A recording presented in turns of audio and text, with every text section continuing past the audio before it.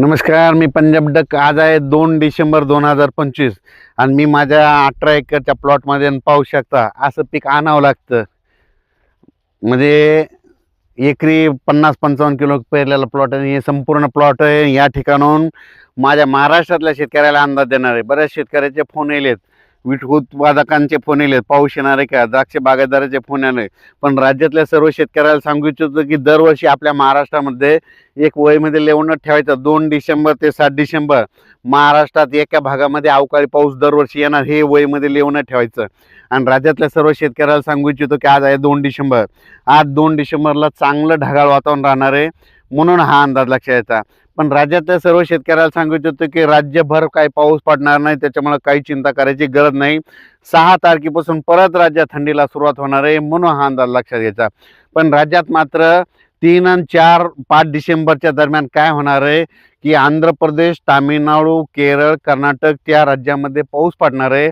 त्याच्यामुळं आपल्या जे सीमालगतचे जिल्हे आहेत त्याच्यामध्ये जिल्ह्यामधले काही गावामध्ये काय होणार आहे, मग अक्कलकोट झालं, जत झालं, त्याच्यानंतर सोलापूर जिल्हा झालं, सांगली जिल्हा झालं, कोल्हापूर, शिरोळ तालुका, त्याच्यानंतर सातारा जिल्हा, त्याच्यानंतर दौंड, पुणे, इकडे कडा, आष्टी, बीड, म्हणजे पश्चिम महाराष्ट्राकडं म्हणजे 3 डिसेंबर, 4 डिसेंबर आणि 5 डिसेंबरच्या दरम्यान ढगाळ वातावरणासहित तुरळक ठिकाणी थेंब पडणार आहेत, म्हणून हा अंदाज सर्व महाराष्ट्रातल्या शेतकऱ्यांनी लक्षात द्यायचा. पूर्व विदर्भ, पश्चिम विदर्भ, दक्षिण महाराष्ट्र, उत्तर महाराष्ट्र, कोकणपट्टी, खानदेश सगळीकडे काही पाऊस पडणार नाही, त्याच्यामुळे काही चिंता करायची गरज नाही. पण हे आभाळ असल्यामुळे राज्यामध्ये दिवसा देखील धुई असणार आहे, म्हणून हे अंदाज सर्व शेतकऱ्यांनी लक्षात घ्यायचा. राज्यातल्या सर्व शेतकऱ्याला सांगू इच्छितो की राज्यामध्ये त्याच्यानंतर सगळीकडे म्हणजे जितके विभाग आहेत, पूर्व विदर्भ, पश्चिम विदर्भ, दक्षिण महाराष्ट्र, उत्तर महाराष्ट्र, कोकणपट्टी, खानदेश सगळीकडेच काय होणार आहे, 6 तारखेपासून परत थंडीला सुरुवात होणार आहे, म्हणून हा अंदाज लक्षात यायचा. त्याच्यानंतर वातावरण एकदम क्लिअर होऊन जाईल, म्हणून हे देखील लक्षात यायचं. पण ह्या 3 दिवसमध्ये 3 डिसेंबर, 4 डिसेंबर आणि 5 डिसेंबरच्या दरम्यान फक्त पश्चिम महाराष्ट्राकडंच तुरळक ठिकाणी, काही गावामध्ये, तुरळक गावामध्ये, बोटावर मिळणाऱ्या गावामध्येच पाऊस पडणार आहे, सगळीकडे काही पडणार नाही, म्हणून हा अंदाज सर्व शेतकऱ्यांनी लक्षात घ्यायचा.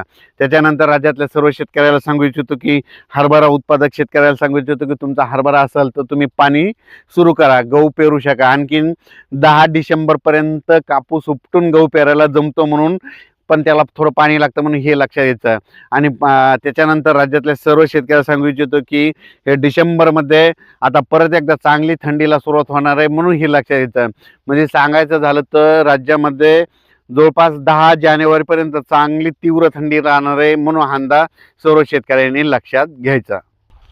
तसेच जे डाळिंबाचे शेतकरी, द्राक्षाचे शेतकरी आणि वेलवर्गीयवाले शेतकरी आहेत, म्हणजे सांगली, सातारा, सोलापूर, कोल्हापूर आणि नाशिक जिल्ह्यातले ते शेतकऱ्याला सांगू इच्छितो की धुईमुळे जर तुमचं नुकसान होत असेल तर राज्यात जवळपास जवळपास 5 तारखेपर्यंत दिवसा देखील धुई राहणार आहे, दिवसा जमिनीवर धुई उतारणार आहे, म्हणून हे अंदाज लक्षात यायचा. आणि तुम्ही तुमच्या फवारण्याच्या कसं नियोजन लावायचं तसं करायचं. फक्त राज्यात मात्र सोलापूर जिल्ह्यामध्ये जत, अक्कलकोट, त्याच्यानंतर मंगसुळी, म्हणजे कर्नाटकमध्ये कुलबुर्गी, त्या तसं तिकडं शिरोळ, राधानगरी, कोल्हापूर ह्या पट्ट्यामध्ये थोडं तुरळक पावसाचं वातावरण आहे. म्हणजे सांगली जिल्ह्यामध्ये, कोल्हापूर जिल्ह्यामध्ये, सातारा जिल्ह्यामध्ये, पुण्याचा काही भाग, इकडं बीड जिल्ह्याचा कडा आष्टी तिकडला काही भागामध्ये तुरळक ठिकाणी थेंब जाणवतील. म्हणजे 3, 4, 5 ह्या 3 दिवसामध्ये खूप काय मोठा पाऊस पडणार नाही, त्याच्यामुळे काही घाबरून जायचं गरज नाही. पण राज्यात मात्र हे या 4 राज्यात आंध्र प्रदेश, तामिळनाडू, केरळ, कर्नाटक ह्या 4 राज्यामध्ये पाऊस पडणार आहे. त्याच्यामुळे काय होणार आहे, त्याच्या बाजूला आपण महाराष्ट्र आहे, म्हणून त्याच्यामुळे आपल्या महाराष्ट्रामध्ये ढगाळ वातावरण राहणार आहे. ढगाळ वातावरण राहिलं तर तुरीला फुलं चांगले निघतात, म्हणून हे देखील सर्व शेतकऱ्यांनी लक्षात घ्यायचं. ढगाळ वातावरण असण्यामुळे आणखी एक तुम्हाला सांगू इच्छितो, सरासरी परिस्थिती अशी असते, जर ढगाळ वातावरण असलं तर रात्री देखील गरमी जाणवती. पण हे उलट आहे, हे ढगाळ वातावरण जरी असलं ना, रात्रीचं मात्र 11-12 अंश सेल्सिअस पारा थंडीचा राहणार आहे, म्हणून हे अंदाज सर्व शेतकऱ्यांनी लक्षात द्यायचा. आणखीन 2 दिवसांना परत एक अंदाज दिला जाईल, म्हणून हे लक्षात द्यायचं. अचानक वातावरणात बदल झाला, लगेच एक मेसेज दिला जाईल. धन्यवाद.